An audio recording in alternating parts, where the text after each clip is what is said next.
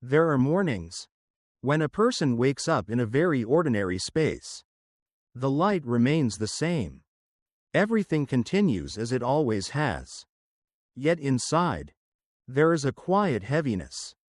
It is not a clear sadness, nor a specific problem, just a subtle weight, difficult to name. And most of the time, people do not stop to look at that feeling.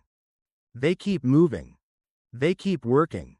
They keep thinking, as if moving faster could make that heaviness disappear. But the truth is, the faster one moves, the further the mind drifts away from itself. The more one tries to fill the emptiness, the deeper the emptiness becomes.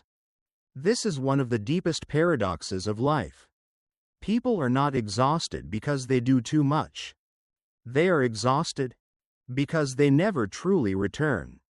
The body may rest, but the mind does not. The mind is always in motion.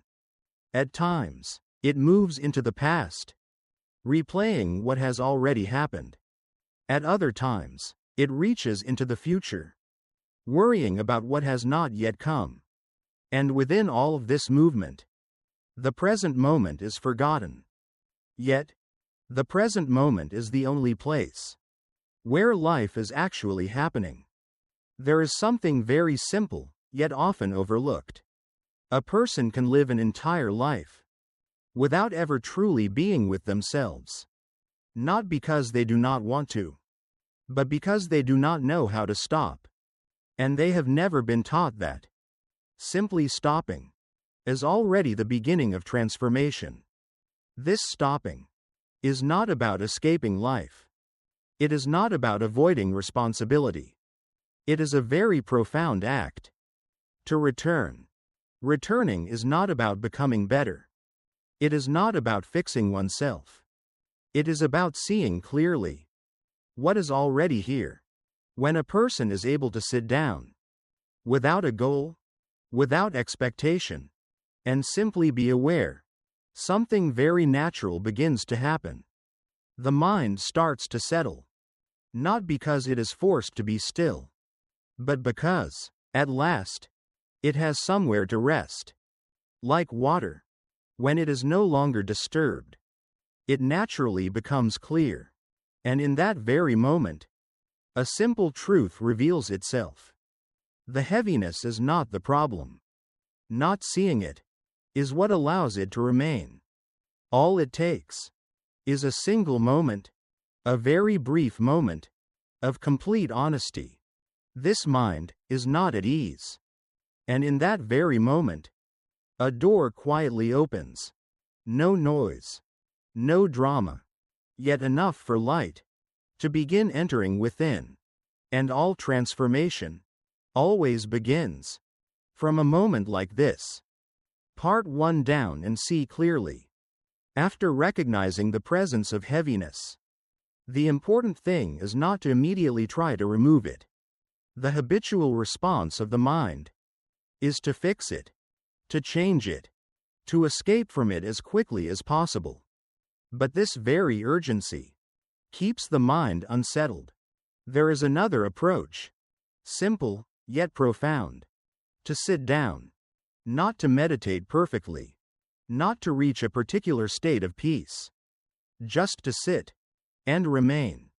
To remain with oneself, without needing to do anything more. At first, there will be movement within. Thoughts will continue to arise. Emotions may become more visible. Discomfort may even intensify. This is natural, because for a long time, the mind has never had the chance to see itself clearly. When attention is no longer scattered outward, everything inside begins to reveal itself. And this is the most important moment. Do not interfere. Do not try to calm it. Do not try to change what is felt. Do not try to analyze or judge. Simply be aware. A thought appears. Know that there is a thought. An emotion appears. Know that there is an emotion. A heaviness appears. Know that there is heaviness. This awareness is not a forceful act. It is gentle. It is simple. Like watching clouds pass across the sky. Without holding on, and without pushing away. When awareness becomes clear, something begins to happen. A space is created. A space between what is being observed and the one who observes. And within that space, freedom begins to arise. It is often believed that inner states must change in order for peace to exist. But in truth, peace does not come from changing the content of the mind. Peace comes when one is no longer entangled in it. Sitting down is not about becoming someone else. It is about seeing clearly that one has never truly been. The thoughts and emotions passing through. Thoughts are not the self. Emotions are not the self. They are simply phenomena, arising and fading. When this is seen, even for a brief moment, the mind naturally lets go. No force is needed. No effort is required. Like a hand that realizes it has been holding too tightly and gently releases. And within that release, a familiar feeling, long forgotten, begins to return. Lightness. Not excitement. Not intense happiness. Just lightness. And sometimes, that alone is enough. The theme of this part is a very familiar feeling in human life. The feeling of not being enough. Not good enough. Not capable enough. Not worthy of recognition. Not worthy of love. This feeling is not always obvious. Often, it hides beneath daily thoughts and actions. But when observed carefully, it becomes clear that many human reactions are rooted in this very place. When there is a sense of not being enough, the mind begins to seek compensation. It looks for validation from others. It looks for success. It tries to prove its own value. And when these are not achieved, the unease only deepens. This creates a cycle. The more one searches outside, the further one moves away from within. What is important to see is this. The feeling of not being enough does not belong to any one individual. It is a shared human condition, present in almost everyone, in different forms. A successful person may still feel not enough. A loved person may still feel not enough. Because this is not a matter of circumstance. It is a matter of perception. When this perception is not clearly seen, all external efforts remain temporary. And without seeing the root, the mind becomes rigid toward itself and toward others. But when observation deepens, a crucial insight begins to emerge. Behind every reaction, there is a fear. The one who gets angry easily may be afraid of being disrespected. The one who withdraws may be afraid of being hurt. The one who strives for perfection may be afraid of having no worth. When this is seen clearly, perception begins to shift. One no longer sees only behavior, but also the fear behind the behavior. And from that, judgment begins to dissolve. Not because one tries to be more compassionate, but because one understands. This understanding is not only for others, but also for oneself. When the feeling of not being enough is observed, without denial, without suppression, a natural transformation begins. The mind softens. There is no longer a need to prove, no longer a need to struggle to become better. There is simply seeing. And within that seeing, the feeling of not being enough loses much of its control. Not because it disappears completely, but because it has been recognized. And anything that is clearly seen loses much of its power. This is the beginning of inner freedom. The theme of this part is the mechanism of the ego. and how it interprets reality. In daily life, it is commonly believed that we are reacting to what is happening. But when observed more closely, it becomes clear that the reaction does not fully come from the present moment. It comes from memory.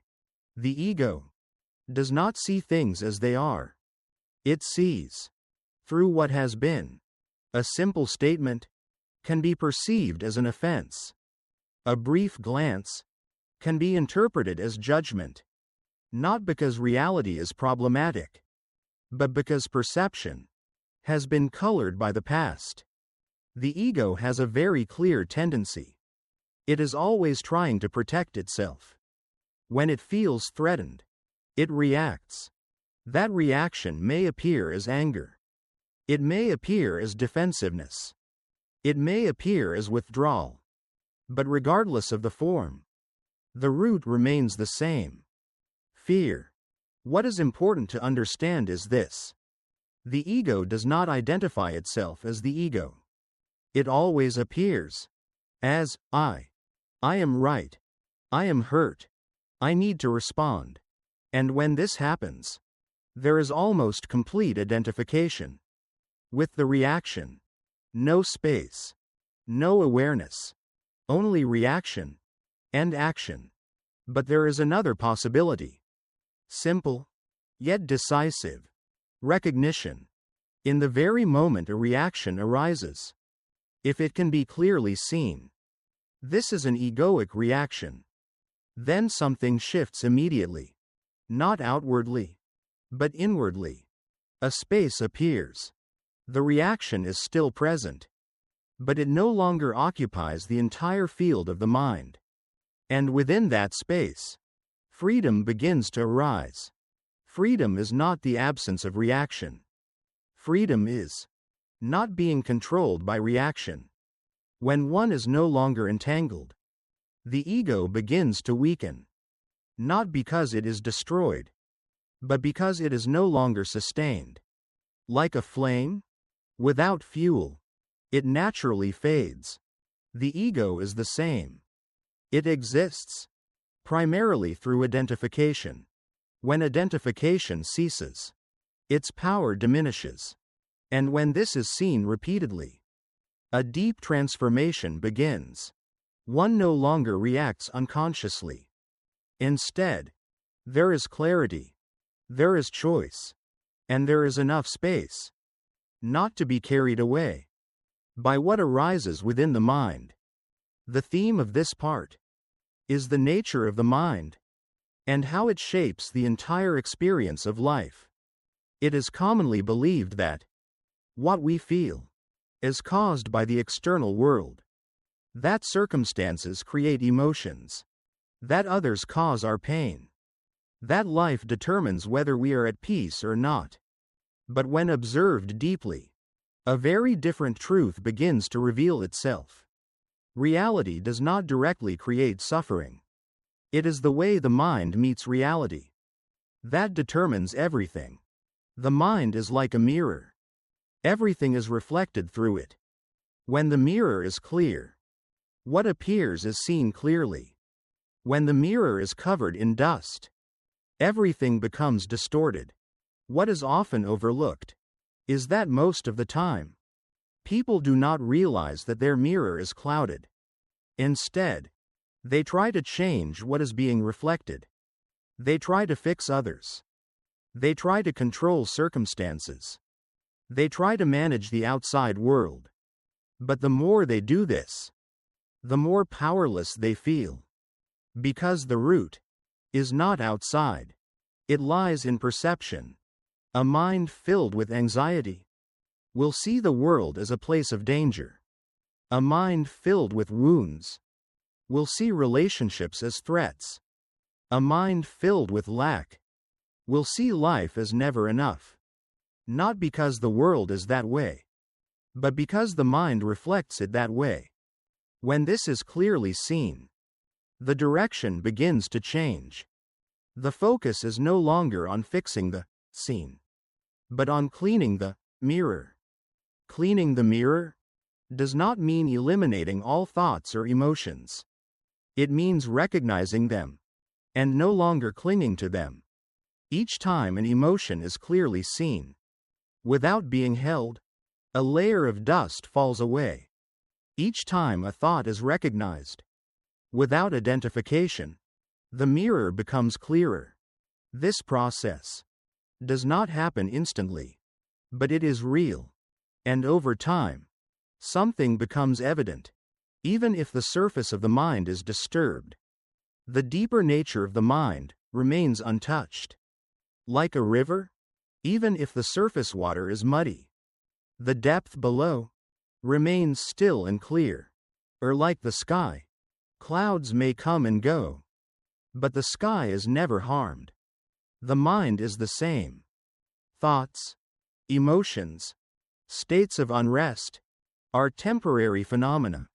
They arise and they pass, but the field of awareness remains always still, always clear. And when it is seen, that one is not what is changing, but the space in which change is known. A profound transformation takes place. There is no longer a need to control life, no longer a need to force change. There is only clear seeing, and within that seeing, a natural sense of peace begins to emerge. The theme of this part is compassion and the true nature of ethics. In everyday life, compassion is often misunderstood. It is seen as weakness, as passivity, as something that requires effort to maintain, or as a moral quality that one must try to develop. But when seen more deeply, compassion is not something that is created. It is the result of clear seeing. When there is no clear understanding, the mind tends to judge. It sees others as wrong and expects them to change. It feels hurt and believes others are the cause of that pain. But as observation deepens, a fundamental truth begins to emerge. No one acts without cause. Every reaction comes from an inner state. A person who is angry is often carrying inner instability. A person who causes harm is often someone who has not been healed. A person who withdraws has often been hurt deeply. When this is seen, perception changes. One no longer sees only behavior, but the pain behind the behavior. And from that, compassion naturally arises. Not because one tries to be kind, but because the sense of separation begins to fade. There is a simple but profound realization. Every human being is doing their best with the understanding they have. Even if that way is not yet skillful, it always comes from a basic impulse: the wish to suffer less. When this is clearly understood, rigidity begins to dissolve, not only toward others, but toward oneself, because the same mechanism is present within. When one can see oneself in the mistakes of others, division begins to fade. There is no longer a solid self and other. No absolute right and wrong. There is only understanding. And from that understanding, ethics begins to take shape. Not as a system of rules, not as a set of obligations, but as a way of living, in which the mind no longer wishes to create harm, not out of fear of consequences, but out of clarity about suffering. When suffering is deeply understood, there is no desire to add more of it. This is the true foundation of ethics. Not forced, not imposed, but naturally arising from wisdom and empathy. And when compassion is present, not only do others feel lighter, but the one who understands also becomes light. The theme of this part is mindfulness and the true meaning of being present. After seeing clearly how the mind operates, the sense of not being enough and the nature of the ego. A natural question arises. How can one live more lightly in everyday life? The answer is not found in complexity. It is found in something very simple. Presence. Mindfulness is not a special technique. It is not something separate from life. It is simply knowing what one is doing while doing it. When eating, knowing that one is eating. When walking, knowing that one is walking. When breathing, knowing that one is breathing. It sounds simple, yet in reality, people are rarely truly present. The body may be here, but the mind is elsewhere, in the past, or in the future. And it is this absence that makes life feel heavy. Not because life is complicated, but because the mind never truly stops. Mindfulness does not change external conditions, but it completely transforms the way life is experienced. An ordinary action, when done with full presence, becomes complete. There is no need to seek anything extraordinary, because within the present moment, there is already enough. When presence is complete, the mind is no longer pulled away. It is no longer carried by continuous thinking. It is no longer driven by old reactions. There is only awareness. And within that awareness, a very subtle quality begins to appear. Stillness. Not a stillness created by conditions, but a stillness that is always there. When the mind is no longer scattered. What is important to understand is this. Mindfulness does not require perfection. There is no need to be aware all the time. It is enough that whenever one realizes the mind has wandered, one returns, without judgment, without force, simply returning. Returning to the breath, returning to the body, returning to this moment. And each time one returns, the mind is given rest, not by escaping, but by going nowhere, remaining right here, and within that staying, a deep realization begins to emerge. Peace is not something to be found. It has always been there. Only the mind was too restless to notice. After everything that has been seen, from the feeling of not being enough, to the way the ego operates, from how the mind reflects the world, to the presence of this moment, it becomes clear that what has been sought for so long is not outside, not in achievement, not in recognition, not in becoming someone else. It is found in a place very close, yet often overlooked. Oneself. Not the self as an image to improve. Not the self as something to defend. But the simple presence. That is here now. Nothing needs to be added. Nothing needs to be removed. Only recognized. This path is not a journey forward. It is a journey of returning. Returning not to find something new, but to see clearly what has always been here. A stillness that does not depend on conditions. A clarity that is not obscured by thought.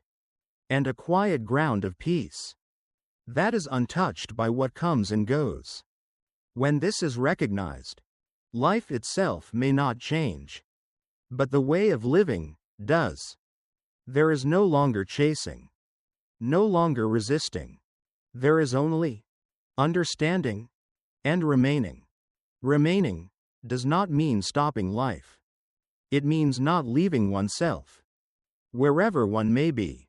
And within that remaining, something very subtle, yet deeply real, begins to reveal itself. Everything is already enough, not because life is perfect, but because the mind no longer demands it to be different. And perhaps what matters most is not to fully understand everything that has been said, but simply, in this moment, to pause, To do nothing more.